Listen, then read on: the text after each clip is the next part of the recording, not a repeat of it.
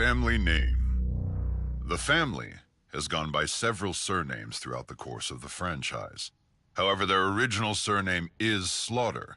Though never spoken in the movie, it can be seen in faint letters on the sign above the gas station, W.E. Slaughter Barbecue. According to Gunnar Hansen, art director Bob Burns made the sign. He said that Toby and Kim were mighty proud of coming up with We Slaughter.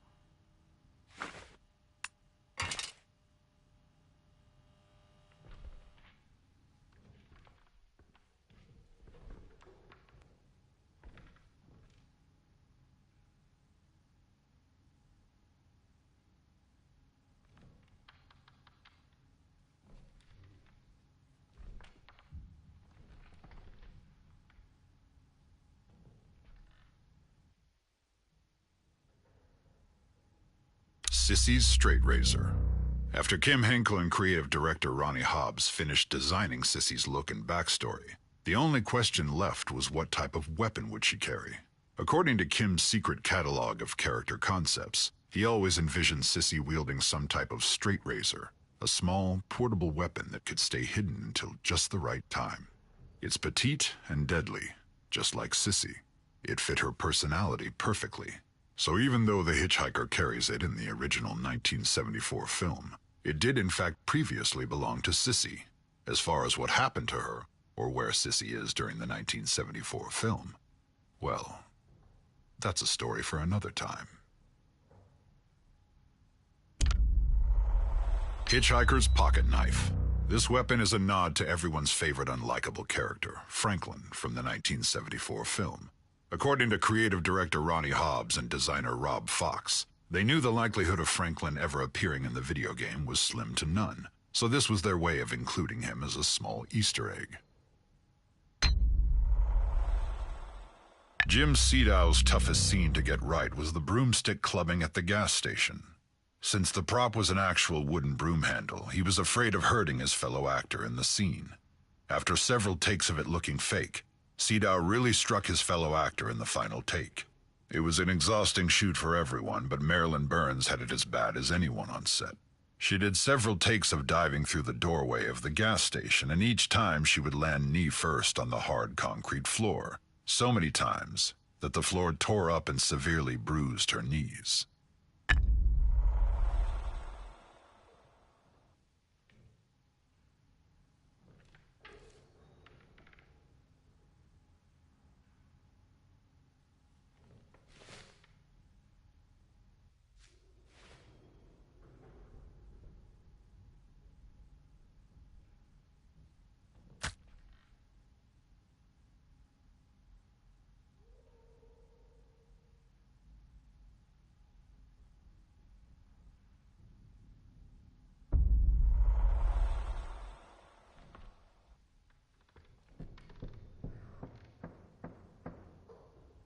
No living animals were harmed. Initially, art director Robert Burns wanted set pieces of real dead cats and dogs. The crew acquired dead animal carcasses from a veterinarian and actually tried to embalm them with formaldehyde.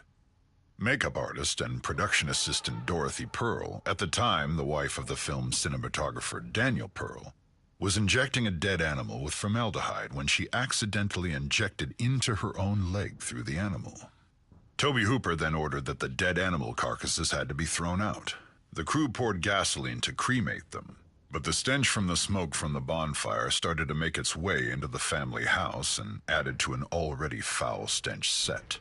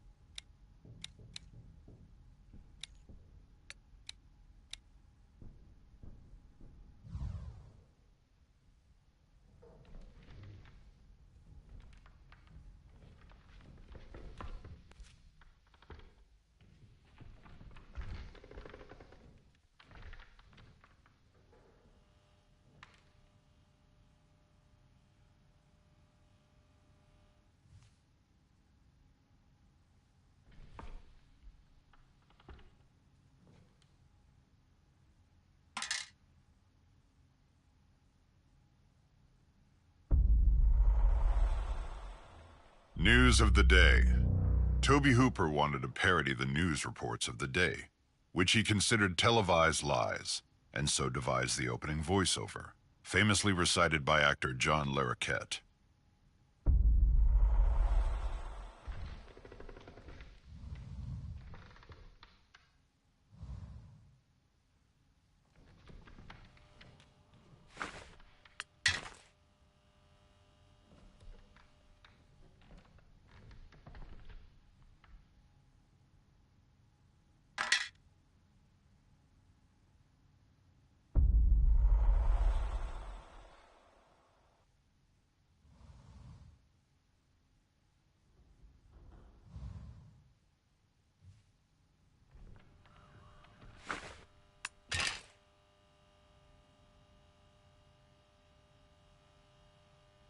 Toby meets the cook. Director Tobe Hooper offered the part of the old man, the cook, to Jim Sedow after they worked together in the 1971 film The Windsplitter. They were both a part of the cast in said film. Hooper and Sedow weren't the only Texas Chainsaw Massacre alumni to work on The Windsplitter. Ron Bozeman was the key grip, Kim Henkel was credited as the grip, and Sally Richardson was the assistant director.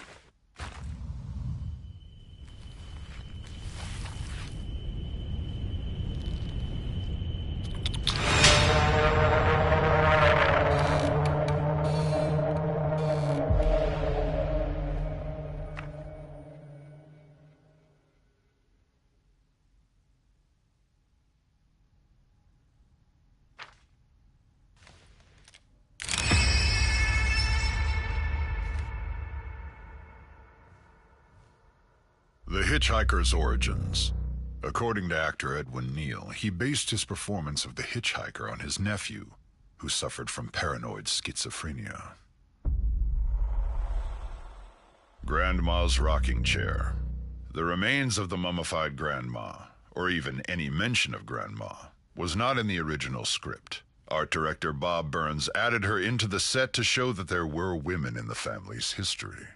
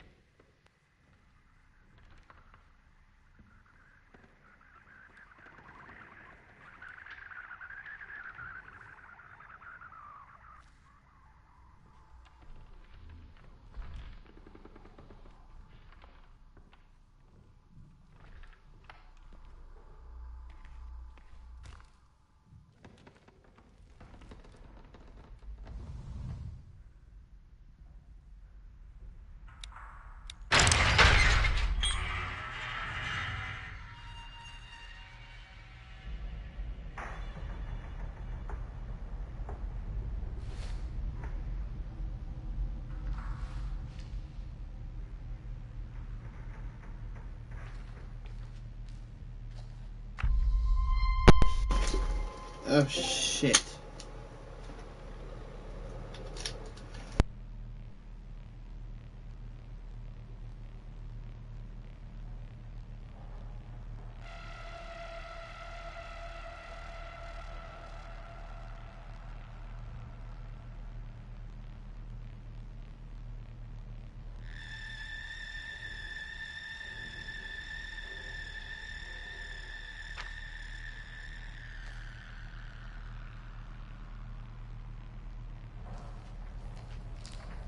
Skin. The practical effects of Leatherface's skin mask proved a difficult challenge for Bob Burns, the art director for the film. Mary Church, who had multiple responsibilities on the original film, including continuity and stunt coordination, noted that Bob spent weeks trying to come up with just homemade varieties of stuff that sort of looked like dried skin. I remember him being concerned about expression, or not being able to do expression, and that there probably needed to be other expressions maybe on the face.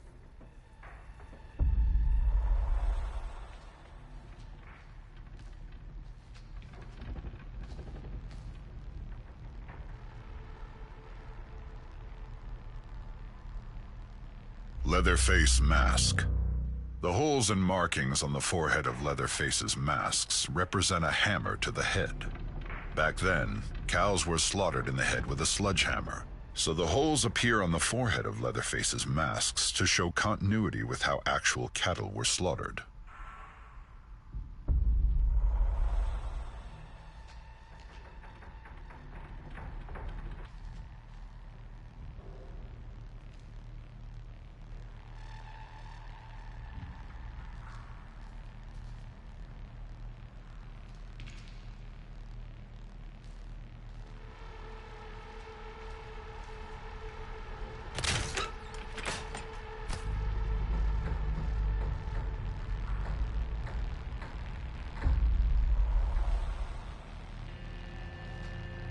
Leatherface speaks. In the original script, the infamous dinner scene was quite different. Leatherface had scripted, though completely unintelligible, lines. As Gunnar Hansen recalls, they were written out. His first line is, "A-A-A-O-U-U-U-Ber," and then, "Abe-Goba Aji-Ima." According to Toby Hooper, these lines had actual meaning behind them. Hansen's script notes pointed out that the first line meant roughly, "How are you? Welcome home. Supper's almost ready." The next line meant, "I've been a good boy. I got 'em all."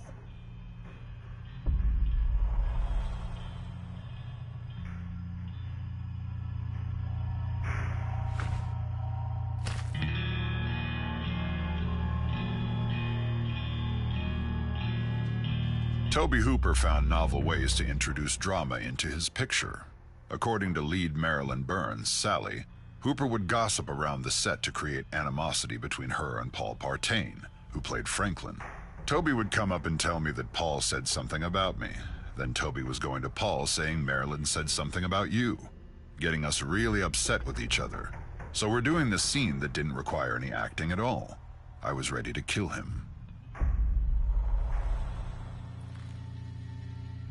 Masks. The Leatherface masks would become iconic, but they were hard to see through. Gunnar Hansen explained, "The masks had one unfortunate feature. Their eye holes were small. They fit snugly, but not around my eyes. And the further the eye holes were from my face, the less I could see. It was like looking down a long tube. I could see only what was directly in front of me."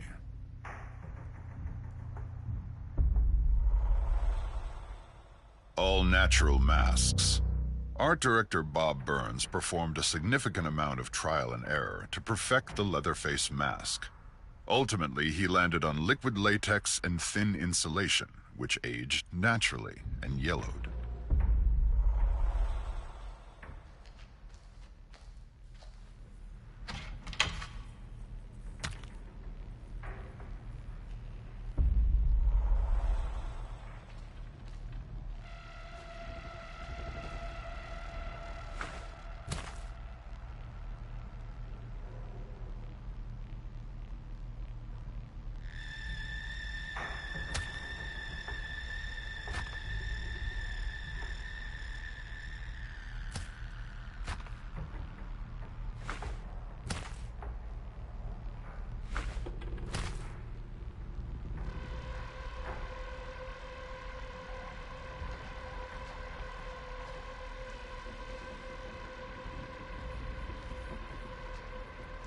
Mask, prop, or wardrobe for the role of Leatherface.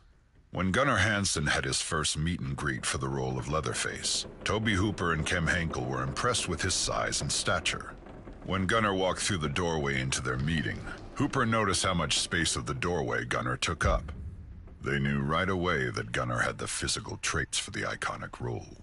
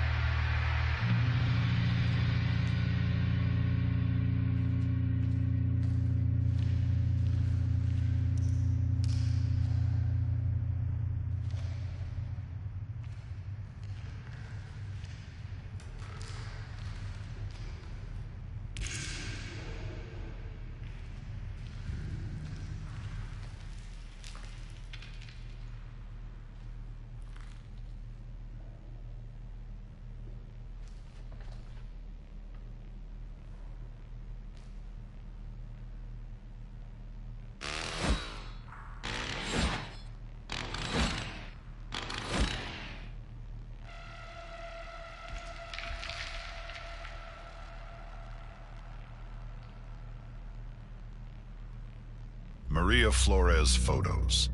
Several of the photos used for Maria Flores' story were taken near a massive sunflower field that seemed to go on for miles. While stunningly beautiful, this area was also infested with rattlesnakes. Thankfully, the Gun Interactive crew persevered after a few close encounters with the venomous snakes, and were able to capture thousands of photos to help build the lore of our game's catalyst, Maria Flores.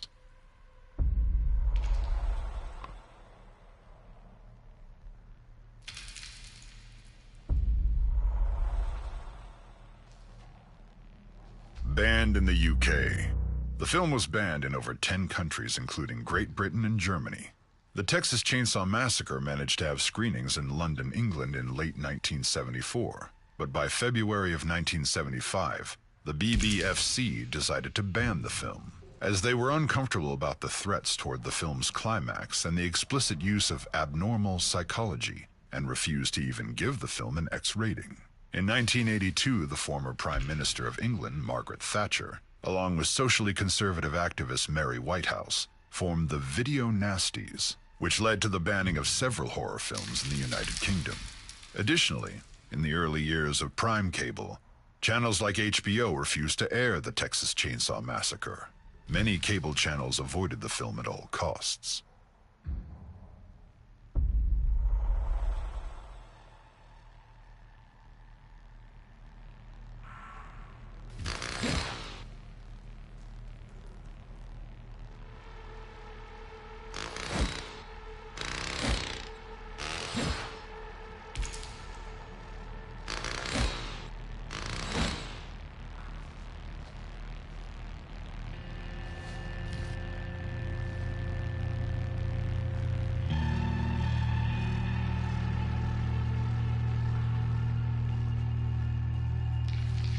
Behind-the-scenes photo, Bull.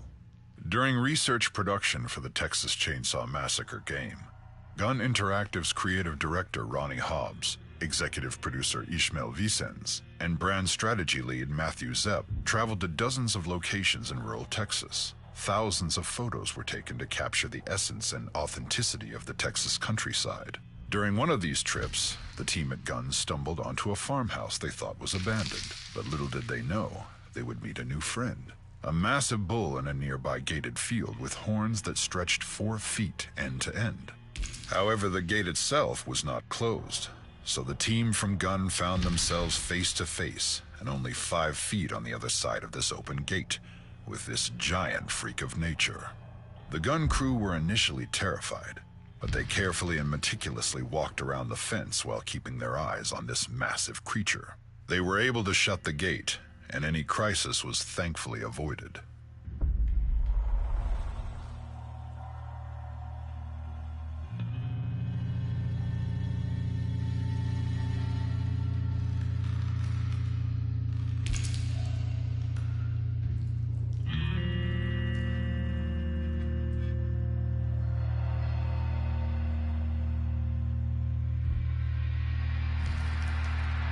Real torture. During Sally's torture scene, her screams ultimately led her to shout, "I'll do anything you want," which Marilyn Burns later recollected was the dirtiest thing you could say. It was pretty damn serious. Nowadays, it comes out of everybody's mouth. Now they're doing it for free, they're jumping into it. But in those days, "I'll do anything you want," you just didn't say that. You never said that. Burns continues, though, that Sally's torturers, the Slaughter family, don't comprehend that because it's not the result they desire. Rather, she feels that they're so sexually repressed that they can only manifest desire as sadistic cruelty. What makes them even more horrific is the sense that they gather excitement by watching women suffer.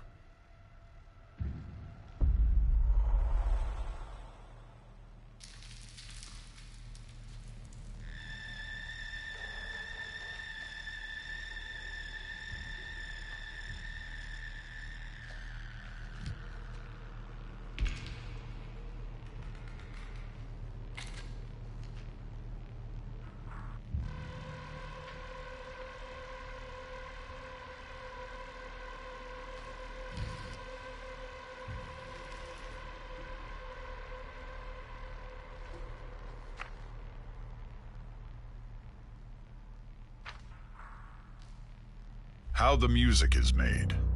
Numerous instruments used by Wayne Bell to create the music were children's musical toys. According to Bell, many of the instruments used to create the music of the Texas Chainsaw Massacre were cymbals, xylophones, and shakers. Being that Bell is a drummer, a substantial number of cymbals were used. The audio team also used Bell's K stand-up 5-string bass with a movable bridge which allowed them to change how high off the board the strings are. This brought out the strong sounds of the bass. Additionally, the sound team used a bow, plucking and rubbing various items on it.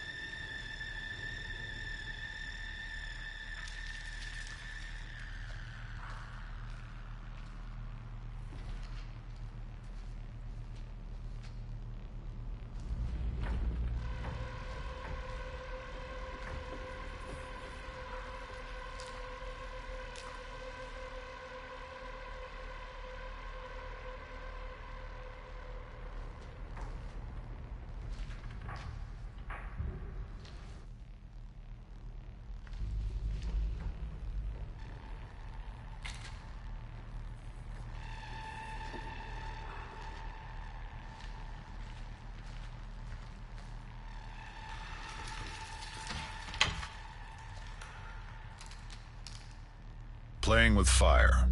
Early on during filming, Gunnar Hansen asked Tobe Hooper, "How are we going to shoot the scene where I get chainsawed in the leg?" Tobe Hooper replied, "I don't know, but don't worry about it because it's the last shot of the movie." For the climactic ending of the film, the crew wrapped a metal sheet around Gunnar Hansen's leg with a stake taped to it, and a blood bag taped on top of that. Originally, he thought it was a crew member who would run the chainsaw cutting into Gunnar's leg. But Gunnar insisted he would do it himself for fear of the crew member accidentally sawing his leg. The saw didn't have its actual teeth attached to it, so they had to make modifications to the saw itself. At first, Gunnar thought he had sawed his leg, but his leg did become badly burned from sawing into the metal plate that was protecting it.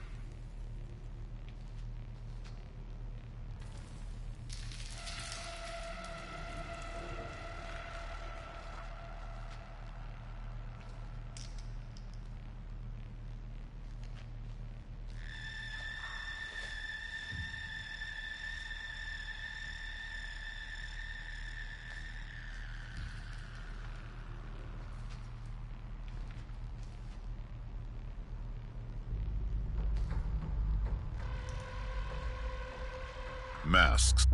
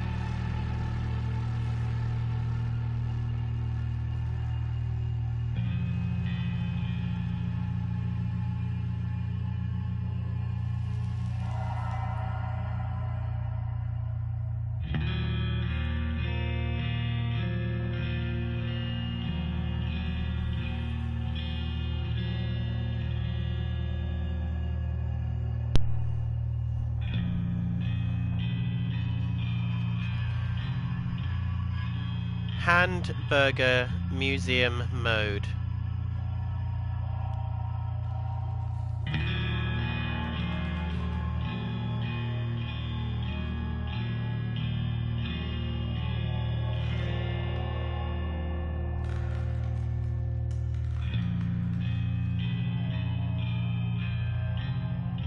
Because if I can't figure this out, then I ain't progressing. Because I feel like I've looked everywhere.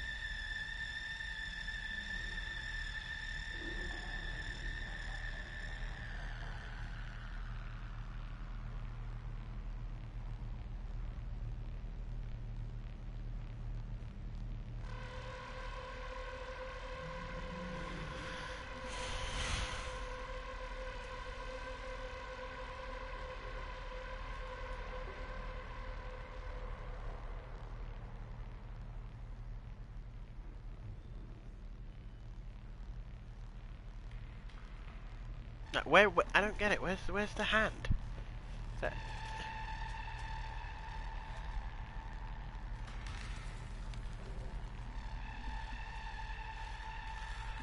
Where did he find the hand?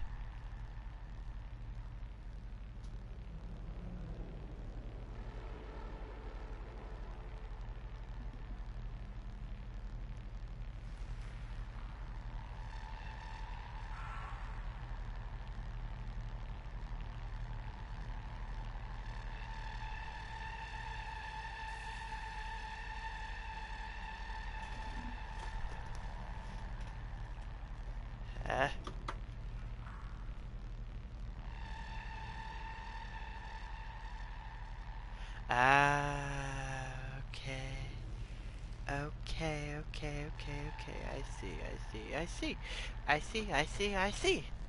I see. So the hand is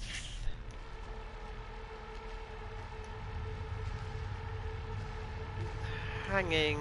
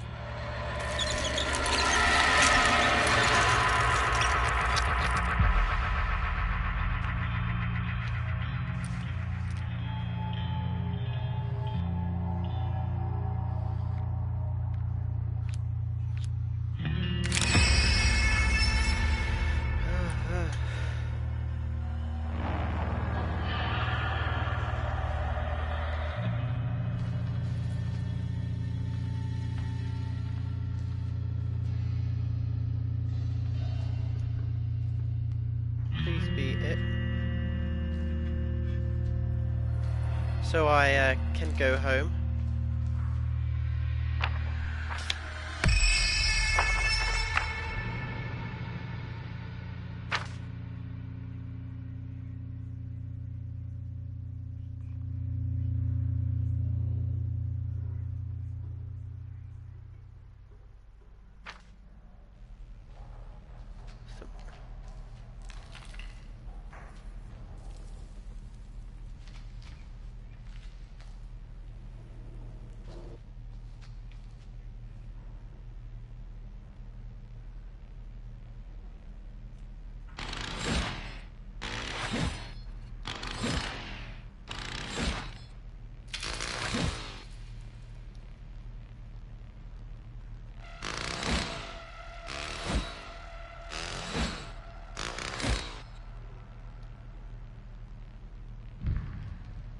So, something in here, so it has to do with the chainsaws.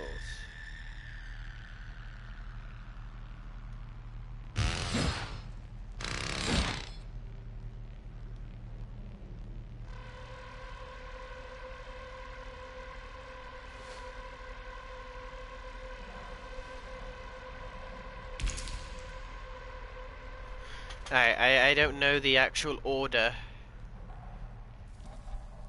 at all.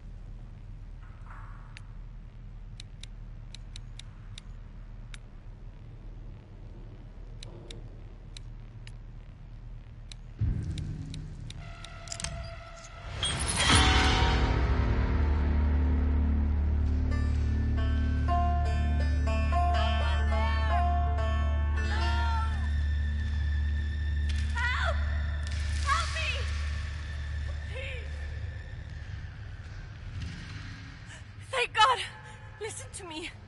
My name is Maria. Maria Flores. Please, find a way to get me out of here. I'm begging you. Please.